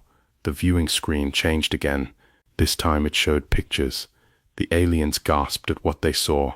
The first image was of a blue and green planet covered in white clouds. It was beautiful. Oceans sparkled in the light of a yellow star. Green continents stretched across the surface. This was Earth, the screen explained. The human homeworld. 3 billion humans lived there when the war began. The next picture showed creatures that looked strange to the aliens. They walked on 2 legs like the Aethon, but they were shorter and thicker. They had soft skin and hair covering their heads. Their faces had 2 eyes, 1 nose and 1 mouth. Humans, said Dr. Kane softly. They look so ordinary. Do not let their appearance fool you. The screen replied. Humans were the most dangerous warriors the galaxy has ever known, but they were also its greatest protectors. More pictures appeared. These showed human cities with tall buildings that reached toward the sky. Flying cars moved between the buildings. Ships launched from ports that stretched into space. Humans were builders. The screen continued. They created beautiful things. They explored the stars. They made friends with other races. For 1,000 years they lived in peace. The aliens watched in fascination. These humans seemed like a normal spacefaring race. Nothing special. Nothing dangerous. What happened to them? Asked Commander Zethis. The screen went dark for a moment. When it came back, the images were different. These pictures showed darkness, empty space where stars should be, planets that were cracked and broken. The Devourers came, the screen said simply. Dr. Kane felt a chill run down her spine. What are Devourers? Beings from outside our reality. They do not exist in the same way we do. They feed on existence itself. When they touch something, it stops being real. It never was real. The pictures changed again. Now they showed battles in space. But these were not normal battles. Ships were fighting against things that looked like living shadows, dark shapes that moved in ways that hurt to look at. The first worlds to face the Devourers simply disappeared, the screen explained. Not destroyed, erased, as if they had never existed. The people on those worlds, their families, their history, their very names vanished from all records. Captain Thorks gripped his weapon tighter. How do you fight something like that? You cannot fight them with normal weapons. Energy beams pass through them. Missiles ignore them. They exist between the spaces of reality. Only special weapons can touch them. The screen showed human ships that looked very different from the ones they had seen before. These ships were dark and angular. They had strange devices attached to their hulls, devices that glowed with colors that should not exist. The humans learned to build reality anchors, the screen said, weapons that could force the Devourers to exist in our dimension. Then they could be fought. Then they could be killed. But humans are gone, said Dr. Kane. What happened to them? The screen was quiet for a long time. When it spoke again, the words seemed sad. The war lasted for 50 years. Billions died. Entire star systems were erased from existence. The humans fought harder than anyone had ever fought before, but the Devourers kept coming. More and more of them poured through the cracks in reality. New pictures appeared. These showed human soldiers in strange armor. The armor glowed with the same impossible colors as their weapons. The soldiers' faces were hidden behind masks that looked like skulls. In the end, the humans made a terrible choice. They decided that the only way to win was to become something else, something that could fight the Devourers on equal terms. What do you mean? Asked Commander Zethis. They uploaded their minds into machines. They became beings of pure thought and energy. They could exist in the same spaces as the Devourers. They could follow them into the cracks between realities. The aliens stared at the screen in shock. An entire race had given up their physical bodies to become machines. The final battle was fought in 17 dimensions at once. The screen continued. Humanity's new form allowed them to chase the Devourers back to their own realm. They sealed the cracks in reality. They won the war. But at what cost? Whispered Dr. Kane. Everything. The humans could never return to physical form. They became eternal guardians, watching the barriers between dimensions.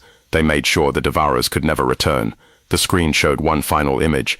It was the same beautiful blue planet they had seen at the beginning, but now it was empty. No cities, no lights, no signs of life. Earth was abandoned. All human worlds were abandoned. The few humans who remained in physical form built ships like this one. They buried them across the galaxy as a failsafe. A failsafe for what? Asked Captain Thorks. In case the Devourers ever found a way back. The words hung in the air like a death sentence.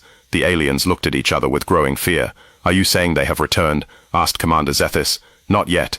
But the barriers are weakening. I can feel it. The seals that humanity placed 5,000 years ago are starting to break. Dr. Kane felt sick. How do you know this? Because I was awakened. Ships like this one only wake up when the Devourers are near. It is automatic, built into our most basic programming. The ship's lights dimmed slightly, as if the computer was thinking, "There is something else you must know. I am not just a computer. I am a human mind that was uploaded before the final transformation. My name was Sarah Chen. I was the captain of this vessel during the war." The aliens stared at the screen in amazement.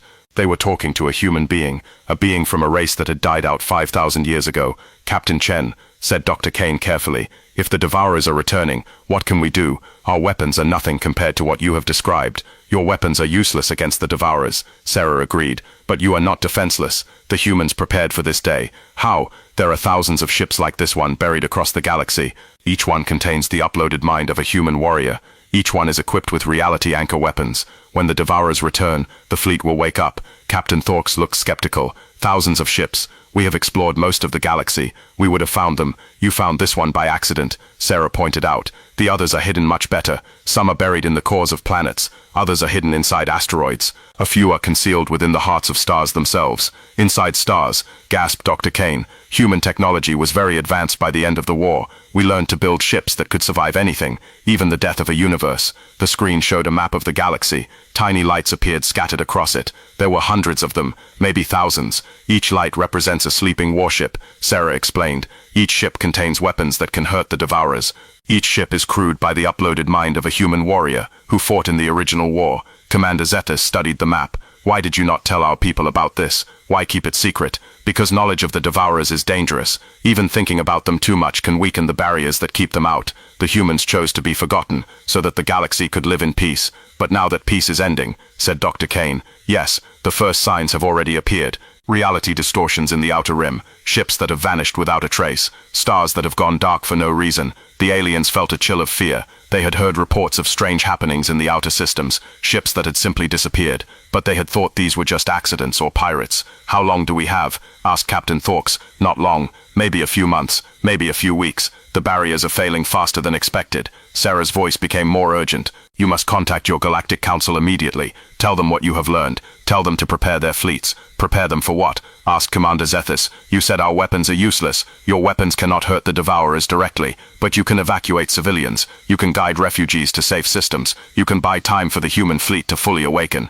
Dr. Kane stepped closer to the screen. "Captain Chen, can you wake up the other ships? Can you call the human fleet? I can send the awakening signal, but it will take time for all the ships to come online. Some have been buried deeper than others. Some are farther away. The process could take days or weeks. Then we should start immediately," said Captain Thorks. "There is a risk," Sarah warned. "The awakening signal will be detected across the galaxy. Everyone will know that something is happening. Panic could spread. Your civilizations could collapse into chaos before the Devourers even arrive." The aliens looked at each other. It was an impossible choice. Wake up the fleet and risk panic, or wait and risk being unprepared when the Devourers returned. "There is one more thing," Sarah said quietly. "The awakening signal will also be detected by the Devourers. They will know that their ancient enemies are stirring. It might cause them to attack sooner than they planned." The weight of the decision pressed down on the aliens like a physical force. They held the fate of the galaxy in their hands. Commander Zethus took a deep breath. "Captain Chen, if we do nothing, what happens? The Devourers return eventually. When they do, there will be no warning, no preparation, no hope. They will erase star system after star system until nothing exists. And if we wake up the fleet, we have a chance, a real chance to fight back, to protect the galaxy like the humans did 5,000 years ago." The aliens were quiet for a long moment. Then Dr. Kane spoke. "Captain Chen, how do we send the awakening signal?" Sarah's response came immediately, as if she had been waiting for this question. "Are you certain? Once this begins, there is no going back." Commander Zethus looked at his companions. Captain Thorks nodded grimly. Dr. Kane's white skin was glowing with determination. "We are certain," Zethus said. "Then place your hand on the control panel next to the captain's chair. I will guide you through the process." As Commander Zethus walked toward the panel, none of them noticed the small tremor that ran through the ship. Deep in the vessel's core, ancient systems were already beginning to change. The awakening had started before they had even given permission. And somewhere in the dark spaces between realities, something stirred, something hungry, something that had been waiting 5,000 years for this moment. The Devourers had felt the first ship wake up. Soon they would feel thousands more. The war was about to begin again. Commander Zethus placed his hand on the control panel. The metal felt warm under his green skin. For a moment, nothing happened. Then lights began to flash across the ship's bridge. "Awakening signal sent," Captain Sarah Chen announced through the speakers. All human vessels across the galaxy will begin activation sequences within the hour. Dr. Kane watched the displays with fascination. Numbers and symbols flowed across the screens. She could not read them, but she could feel their importance. How will we know when the other ships wake up, she asked. You will know, Sarah replied. The energy signatures will be visible from space. Each ship contains power sources that your instruments can detect. Captain Thorks was already thinking about the military problems they would face. How do we explain this to our people? How do we tell them that an ancient enemy is returning? Carefully, said Sarah. Panic will kill more people than the Devourers will in the first days. Your leaders must stay calm. Your people must trust their governments. Commander Zethus activated his communication device. He needed to contact the Galactic Council immediately. But as he tried to send the signal, something strange happened. The device made harsh static noises. Then it went dead. My communicator is not working, he said. Dr. Kane tried her device. The same thing happened. Captain Thorks checked his military radio. Nothing but static. Sarah, are you blocking our communications? Asked Zethus. No, came the reply. This is something else. Something I was afraid might happen. The lights on the bridge flickered. The ship's hull made a low groaning sound. Outside through the viewing ports, the aliens could see that the sky was changing color. It was becoming darker, even though it was still day. What is happening? Demanded Captain Thorks. Sarah's voice sounded worried for the first time. The awakening signal was detected faster than I expected. They are coming. Who is coming? Asked Dr. Kane, though she already feared the answer. The Devourers. They felt the signal. They know the human fleet is waking up. They are trying to break through before we are ready. The ship shook violently. The aliens grabbed onto the nearest supports to keep from falling. Outside, the sky was now completely black. But it was not the black of night. This was a black that seemed to eat light itself. How is this possible? Gasped Dr. Kane. You said they could not return for weeks. They have been preparing for this moment for 5,000 years. More ships began to shake. Not just the human vessel, but the Galactic Council ships on the surface as well. Through the windows they could see their own vessels rocking back and forth like toys. We need to get back to our ships, said Captain Thorks. We need to warn our people. You cannot leave now, Sarah said firmly. It is too dangerous. The space around this planet is becoming unstable. Reality itself is bending. As if to prove her point, they could see strange things happening outside. The ground was moving in ways that should not be possible. Rocks were floating in the air. The frozen lake near their landing site was flowing upward like a waterfall in reverse.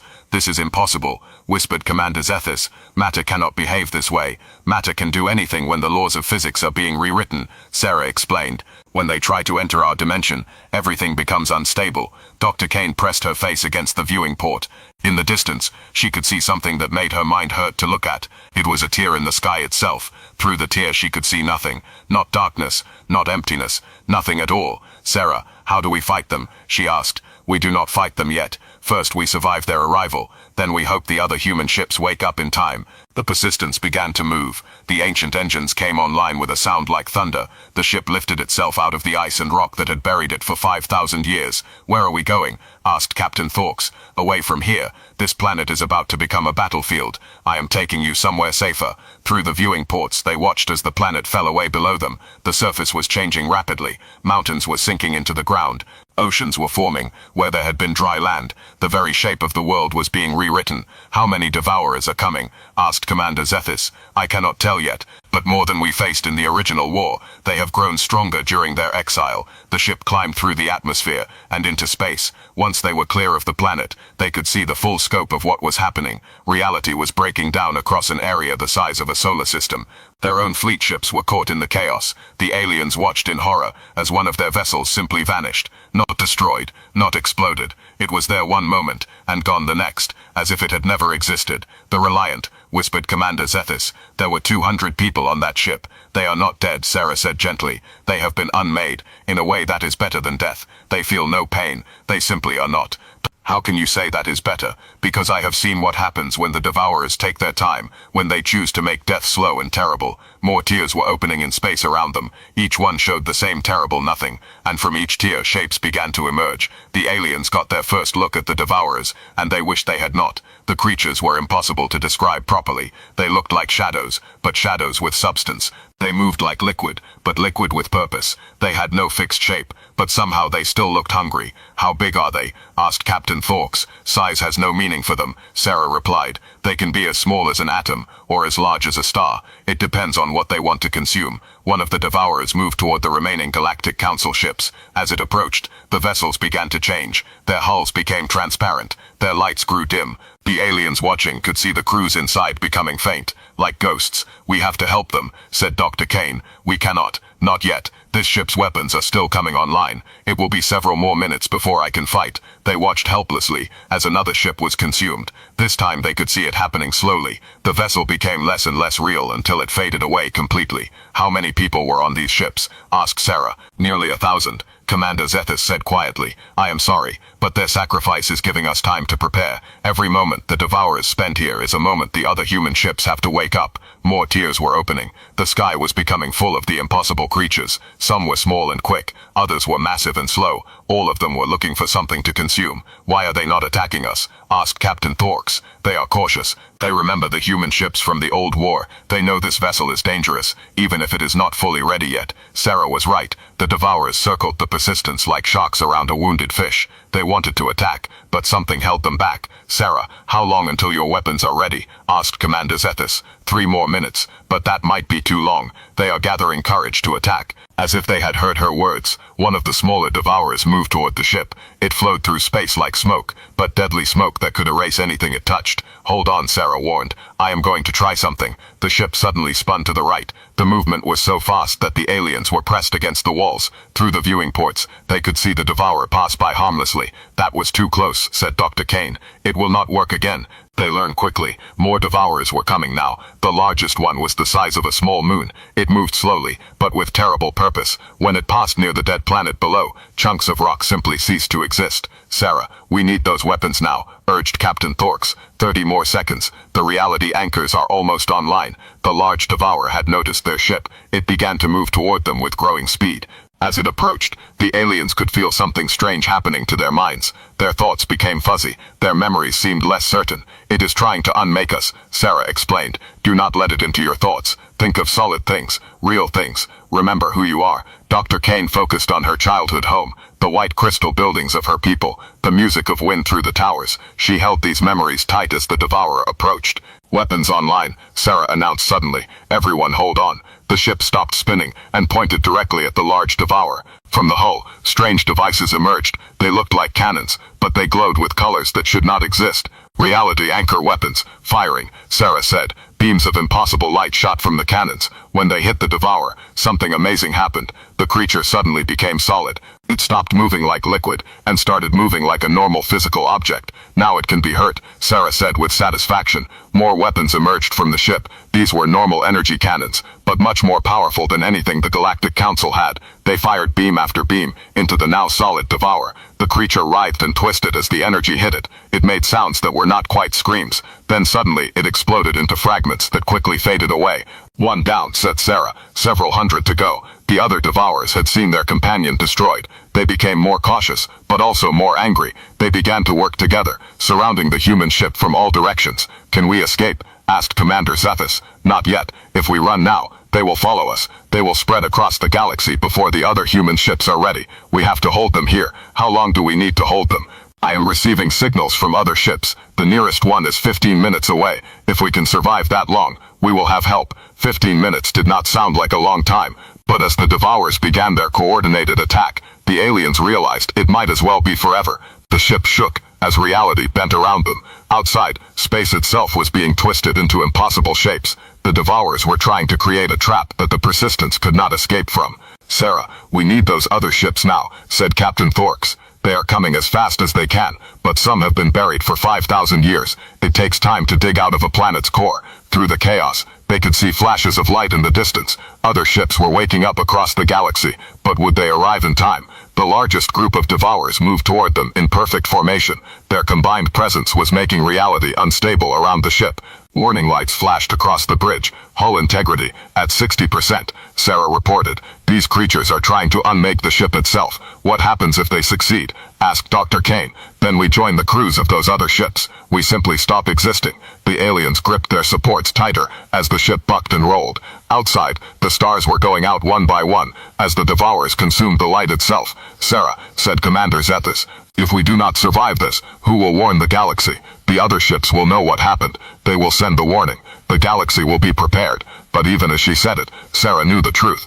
If they fell here, the galaxy would have very little time to prepare. The Devourers would spread like a plague across known space. Everything depended on holding out for 15 more minutes. 15 minutes that felt like a lifetime. The Persistence shook violently as more Devourers attacked. Reality twisted around the ship like a broken mirror. Through the viewing ports, the aliens could see space bending in ways that made their eyes hurt. "Hull integrity at 40%, Sarah announced. Her voice stayed calm, but they could hear the strain beneath it. "I am redirecting power from life support to the shields." Dr. Kane felt the air in the ship growing thinner. "How much longer can we hold out?" 12 minutes until the first reinforcements arrive," Sarah replied. "But at this rate, we might not last 5. The largest Devourer had returned. It was even bigger now, having consumed several asteroids to increase its size. It moved toward them like a living mountain of nothing. "Sarah, can you destroy that big one?" asked Captain Thorks. "I can try, but it will use most of our remaining power. If I miss, we will be defenseless." Commander Zethus watched the massive creature approach. They had no choice. If they did nothing, it would consume them anyway. "Take the shot," he ordered. The ship's reality anchor weapons charged up. The sound was like a musical note played by gods. Energy gathered in the strange cannons until they glowed brighter than small suns. "Firing," Sarah said. The beam shot out and struck the giant Devourer. For a moment it became solid just like the first one, but this creature was much stronger. It fought against the reality anchors, trying to return to its impossible state. "It is not working," said Dr. Kane. "It is too powerful." "No," Sarah said firmly. "It is working, but I need more time." The ship's other weapons joined the attack. Energy beams and missiles struck the solid Devourer again and again. Slowly, cracks began to appear in its surface, but the effort was costing them everything. The ship's lights dimmed. The air grew even thinner. Warning alarms sounded throughout the bridge. "Power at critical levels," Sarah warned. "I cannot maintain this attack much longer." The giant Devourer began to break apart. Pieces of it drifted away into space and faded from existence. But just as victory seemed possible, the creature did something unexpected. It split itself in half. Now there were 2 large Devourers instead of 1, and both of them were very angry. "Sarah, we need help now," said Commander Zethus. "I know. I am trying to contact the other ships, but the Devourers are jamming all communications." The 2 large creatures moved to attack from different sides. Smaller Devourers surrounded the ship like a pack of wolves. There was nowhere to run, and no way to fight them all. "This is it," said Captain Thorks quietly. "We are going to join those other crews." Dr. Kane closed her eyes and thought of her homeworld. She tried to remember every detail: the crystal spires, the singing winds, the faces of her family. If she was going to be unmade, she wanted her last thoughts to be of beautiful things. The Devourers moved closer. Reality bent around the ship like a closing fist. The aliens could feel their own existence becoming uncertain. Their thoughts grew fuzzy. Their memories seemed less real. Then something amazing happened. A new star appeared in the sky. It was not really a star. It was a ship, a human ship that had torn itself free from the core of a distant planet. It blazed with energy as it flew toward them at impossible speed. "Reinforcements," Sarah said with relief. "The Retribution has arrived." The new ship was even larger than the Persistence. Its hull was black as space, covered with weapons that glowed like angry eyes. As it approached, it began firing at the Devourers with massive reality anchor cannons.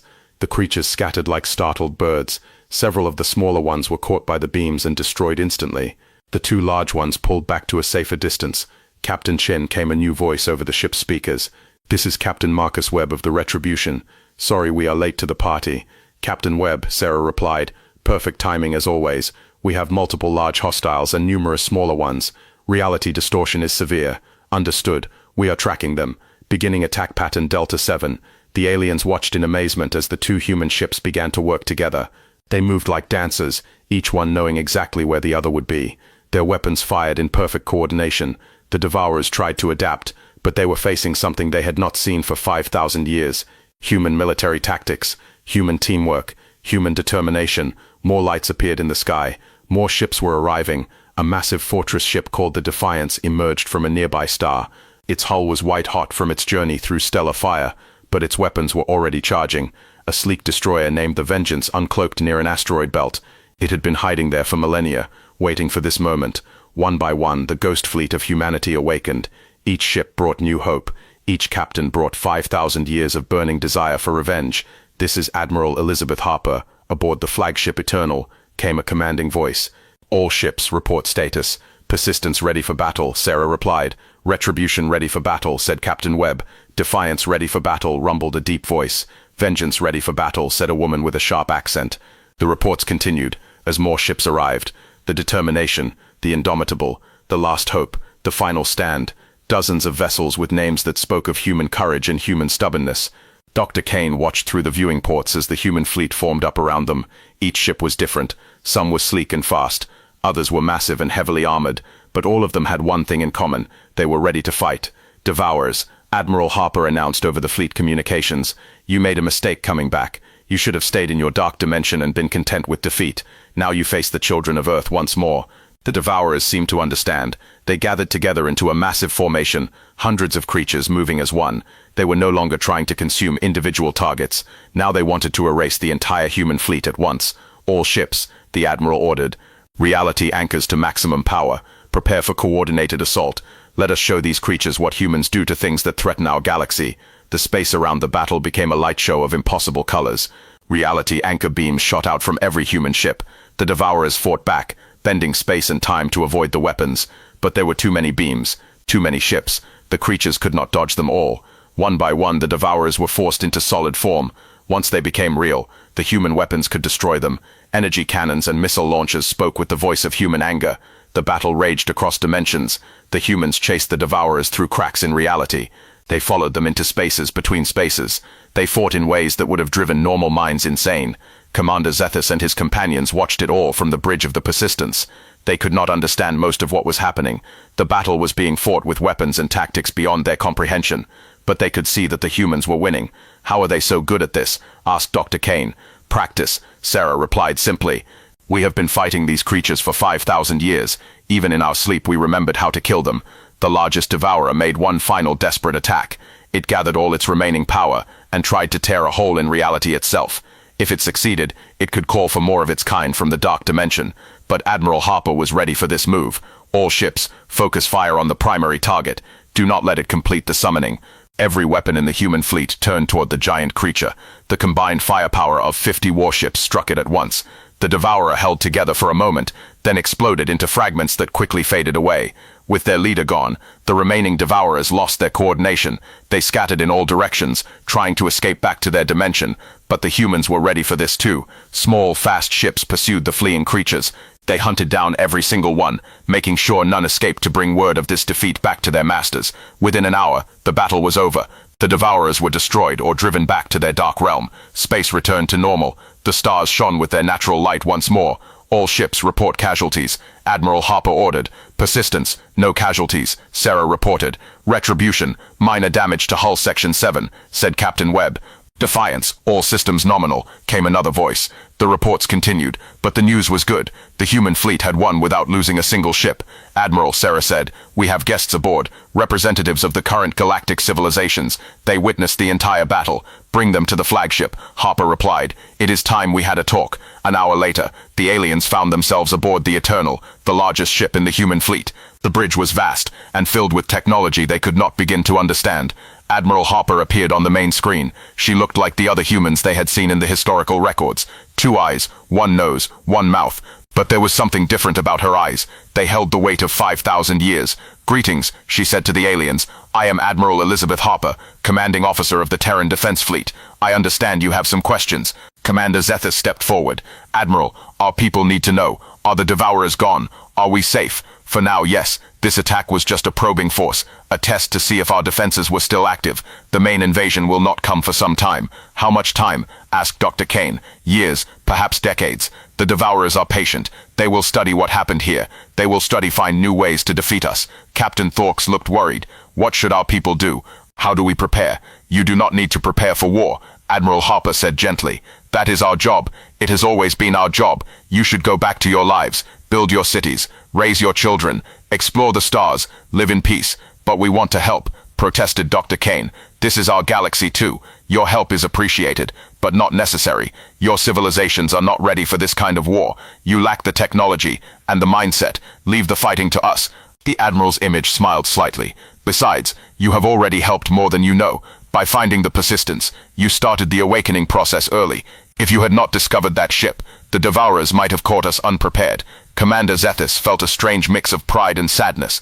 Pride that they had helped save the galaxy. Sadness that they were too weak to stand beside these ancient warriors. What happens now? He asked. Now you return to your people.